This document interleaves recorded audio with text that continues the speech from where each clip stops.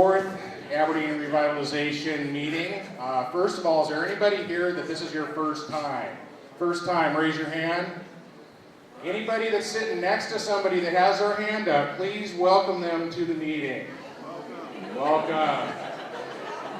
Thank you. Thank you. Thank you for coming. This time we have several different things that we're going to kind of run through. And first of all, I would like to introduce Bobby Burns. Bobby is here with Mr. Trabuco and their team, and they're going to discuss the Morck and what you see here and in the future. So, Bobby Burns.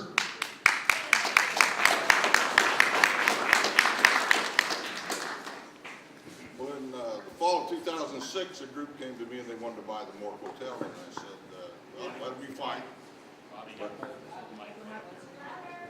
Okay, how's that? I'm a roofing foreman. I'm usually just used to yelling at people. So. Anyway, in 2006, the fall of 2006, a group came to me and wanted to buy the Morck. And one of the stipulations was that the Morck would be renovated. That it wouldn't be turned into low-income housing or something like that.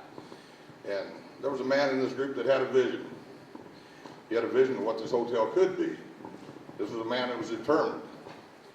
And through all that's happened through the last 4 years, he has stayed determined. He has never given up his quest to turn this into a classy hotel one more time. So he's a determined man. He's a man of honor and integrity. And if this project can be made successful, I can guarantee you one thing: Chester Trabuco will do that job. Now I'll let Chester tell you about Chester Trabuco.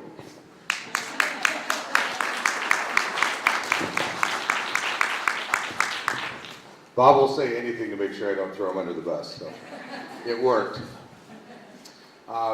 First thing I'm going to do is throw the newspaper under the bus a little bit. I have already warned them I'm going to do that. I think yesterday's headline said, Trabuco opens the Morck. The first call I got was from Bob Burns. What the hell, you're opening the Morck? Could we all please give Bob a huge round of applause? The moment that he got the deed, 3 seconds later he was over here finishing the demo, and when the concept came up of having this meeting here, Bob turned us into this, as the newspaper said, almost done being remodeled building, so you have to be careful. So. Back check.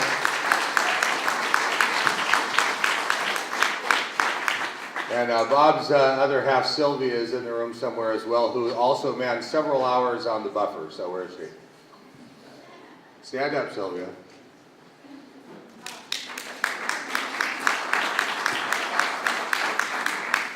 Certainly one of the themes that you're going to hear about today is heart and compassion.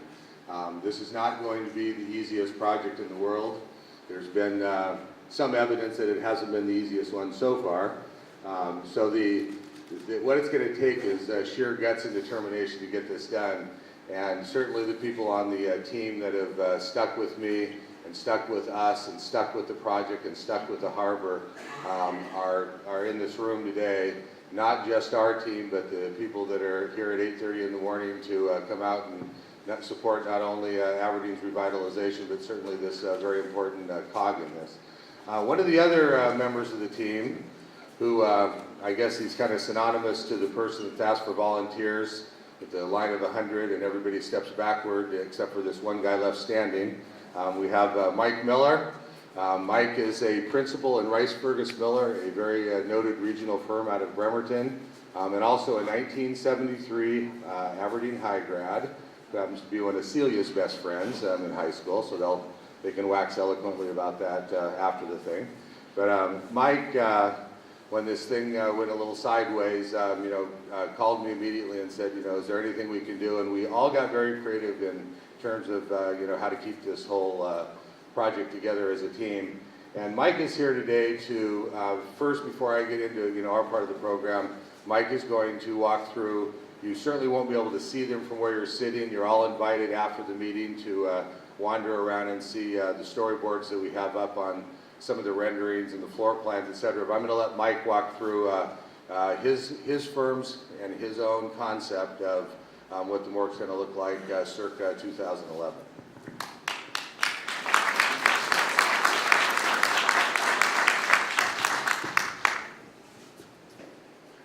Well, thanks, and I really have to applaud you all for being here at 8:30 on a Saturday.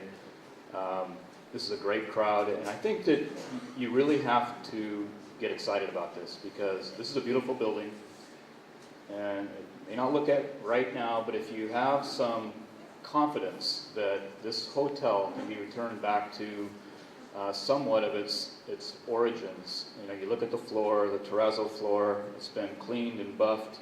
We're going to keep it as much as we can. We want to restore this hotel.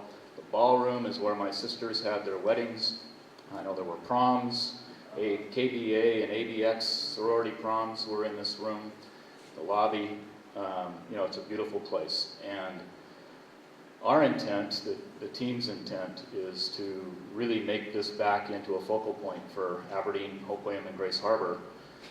A place where you can have your celebrations. You know, I'm looking forward, Celia, to our 40th reunion, being in here and in the lobby maybe, and that's not too far away. So we've got a deadline for at least that, in my mind.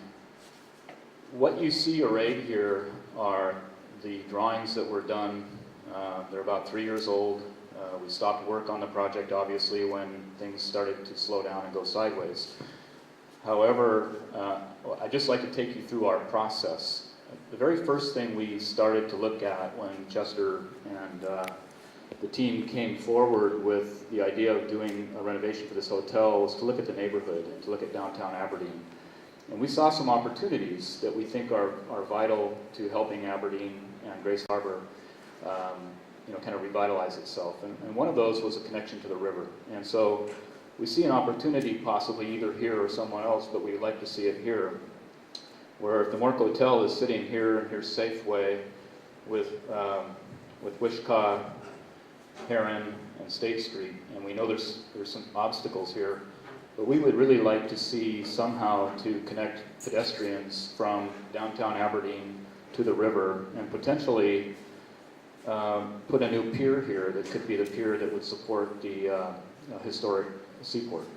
And the reason for that is that we want to stop people when they come through town. You know, a lot of people go through town to go to Ocean Shores or Westport or wherever, but they need to stop. And they need to stop and take stock of what this town and this community has historically and the things that Aberdeen and Hope William have to offer now. And part of that is the historic seaport. So the idea is to fly a bridge across the railroad tracks if we can get access and permission to do that, and put some icons, some tall spar-like, for the loggers here, spar-like icons that you can see as you drive from any direction into town.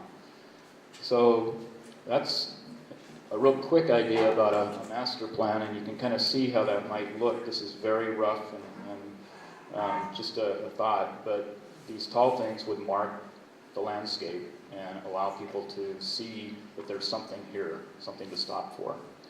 So here's